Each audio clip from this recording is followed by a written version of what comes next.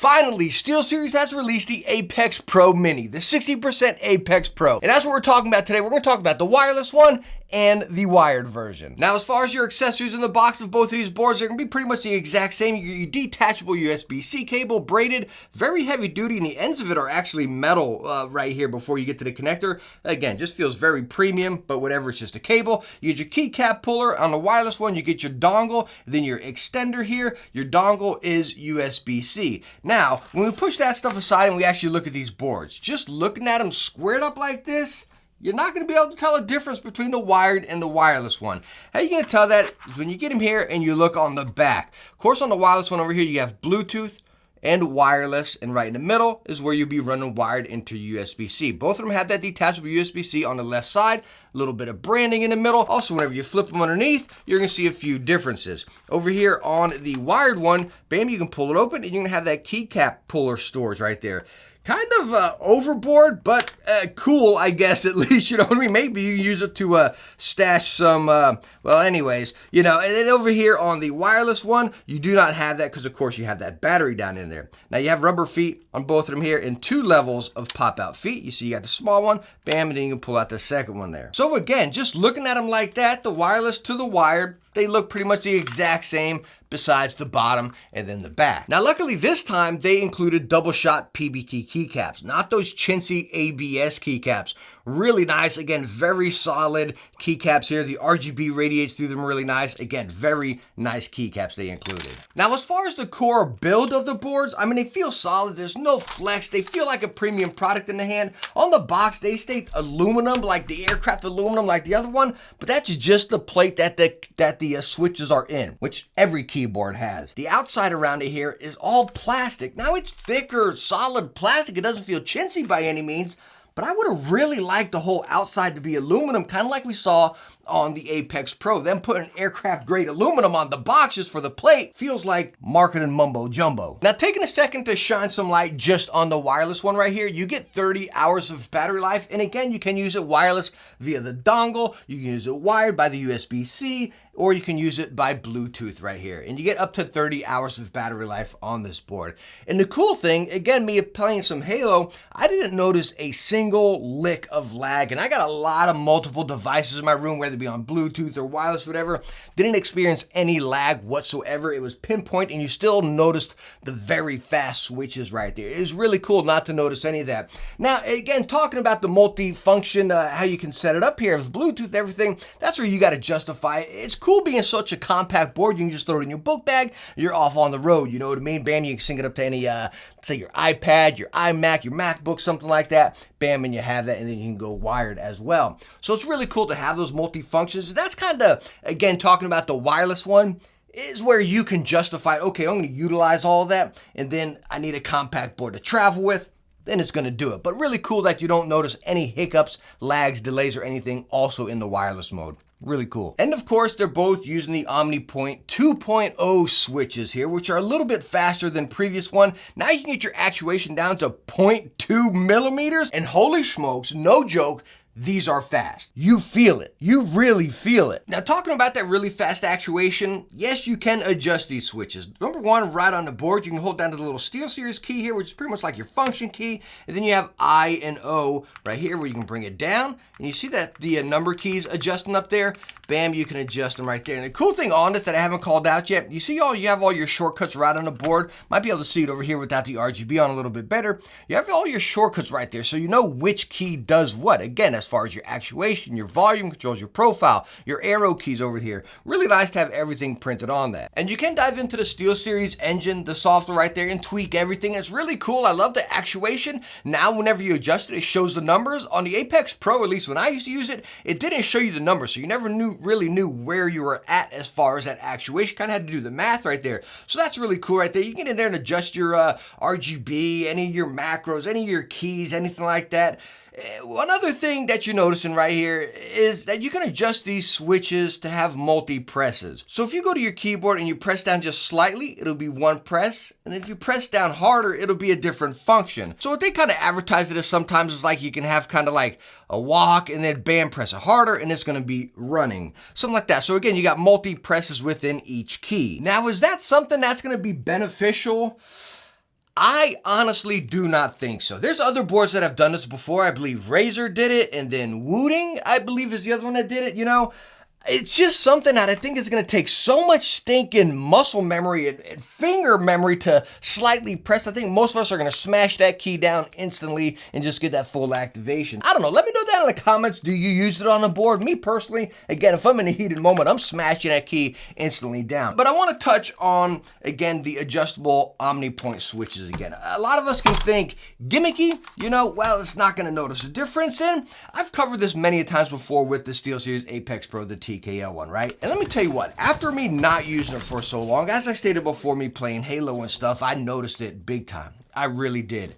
The thing you gotta think about, not even noticing it, is it beneficial and how do you notice it? And this is an interesting thing I came across this time using this. Guy's using this board for a while here, right? And again, my main competitive game would be Halo. I played with this board with a lot of other games, Borderlands, you know, Call of Duty, Battlefield, stuff like that. But again, focusing on Halo here, where I noticed it, and this was really cool. So I'm over here WASD-ing, right, sprinting, sliding, whatever, and I noticed the speed of the Apex Pro, using this one here, the Mini, it was just on point with my movement of the mouse. Right, if that makes sense. Hopefully that makes sense with you guys, right? So again, I'm over here on my keyboard, I'm moving with my mouse, and you're pretty quick with your mouse, right? You're moving it around. That's why we want the best sensor, this, that, and the other, right? You want a lighter mouse so it moves with you. And it felt true to the move, all right? Don't focus on the speed. Okay, hey, these switches are incredibly fast. Focus on that true to move, because right when I'm just, bam, I'm instantly pressing, just like with the mouse, if you're instantly flicking it, it instantly moves on your screen. It just felt in sync, if that makes sense. So now I want to do the sound test on both of these boards. And you all know sound tests can get pretty boring, right? I agree with you. But I want you to stick through this one. Up top, we have the wireless one, stock out of the box. Down here we have the wired one, and I did some simple mods to this. I'm talking simple as far as just a little bit of extra lube on the stabs and then the actual arms of the stabs. So I went down into the wires and right around the housing. Very, very easy mod that anybody can do. No lube on the switches or anything. And again, you hear quite a difference. Take a listen.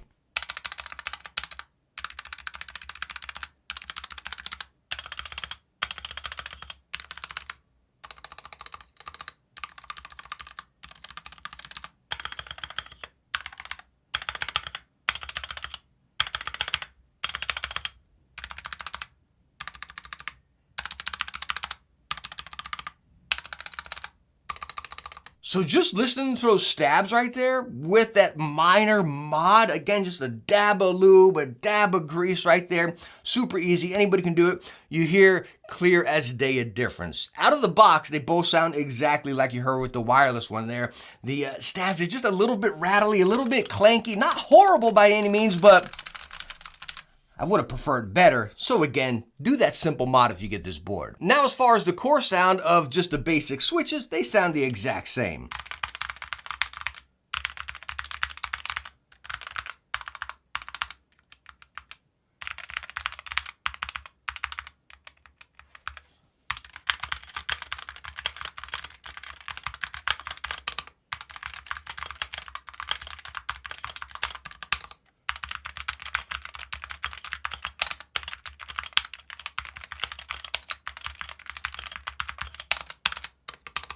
So I know what we want to say, well, why the heck couldn't they just do that right out of the box, slap that lube on it and everything? In my honest opinion about that, because you see a lot of big brand companies, heck, even custom type of pre-built boards, you know, they're pretty light on the lube right there. And what you got to watch for, especially on a board that's built for gaming, is you put some excessive lube on there, you're gonna feel it. Your key is gonna be a little bit slower, maybe feel a little bit firmer than one without. Now again, over here, like I stated, slab just a tab on there. Dab a slab, slab a tab, just dab a dab on there. But don't go overboard, because again, if you put excessive amount on there, you're gonna feel your switch slow down. All right, so this is the point of the video where a lot of you kind of bail out, right? Okay, I saw about the board, I'm good, let me get out of here, but stick with me here, okay? I want you to stick with me. We're gonna talk about price, a couple comparisons here and see if it's worth the value. The price, a lot of you have probably heard. The wired one comes in at 180 bucks. Whew, that's already pretty heavy. That's the same price as the TKL, the Apex Pro TKL. The wireless one, $240.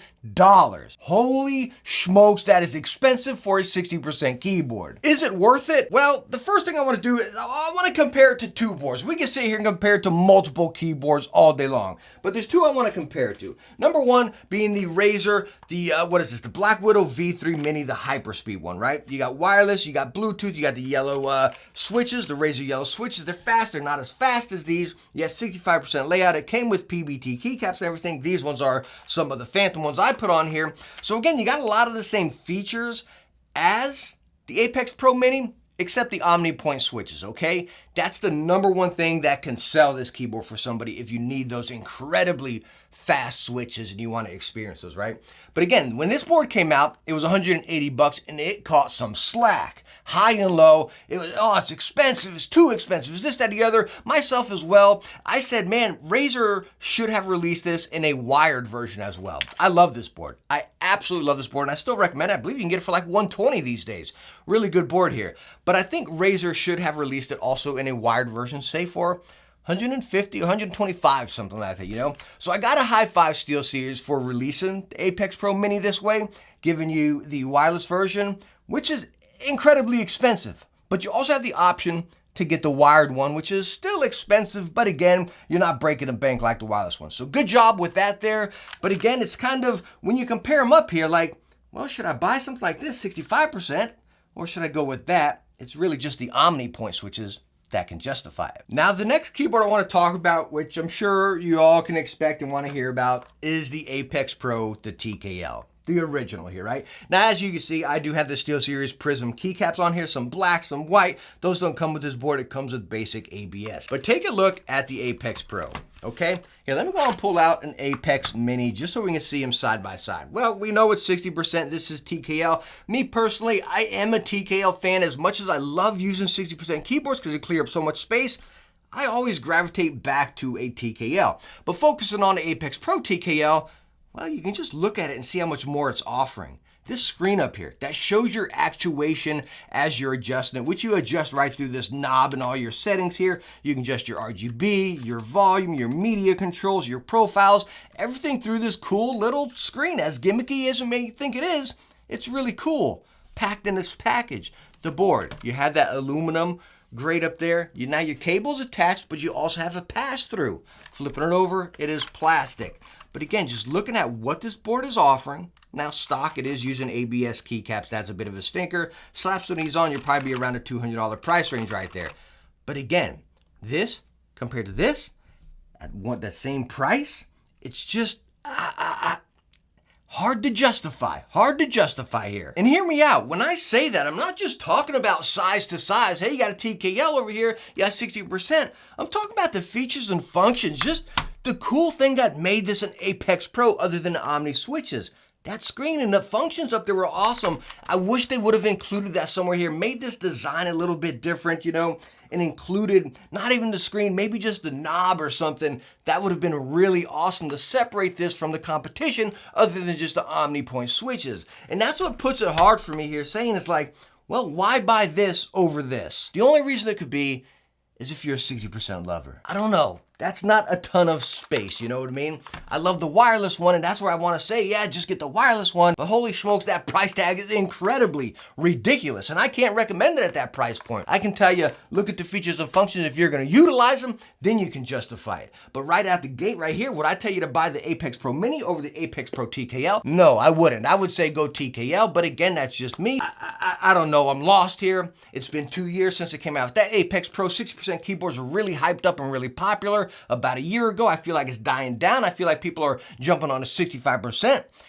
bandwagon there. And then also, a lot of people are coming back to realize, yeah, I should have stuck with the TKL. You know, so I feel like the pricing's a little wrong here, and I feel like they might be a little late to the game. This probably should have came out a year ago, to really catch on. But all in all, I honestly do love the boards. I like them a lot, and I'll continue to use the wired one. I really will. But again, I want you to sit down and think about it. Again, it's a fantastic product. You just got to justify it for yourself. That's all this can be right here. Again, kind of just like the Razer Viper V2 Pro mouse we just talked about. We had the same debate over there. That's the same conclusion and debate we can have right here.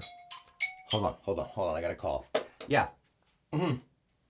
Yeah, well, I'm covering them right now. Yeah, well, at the end, I just stated I love him. Like, I really love him. I mean, I talked about I said that you got to kind of like debate it and get the features and kind of wrap it up themselves. But yeah. So is it okay that I said I love him? I mean, I don't want people to like unsubscribe because I said I love it. So is that, you think they can fly that I said I love it? Okay, so I can leave it in there? Awesome. Thanks, man. Yeah, talk to you later. Bye now.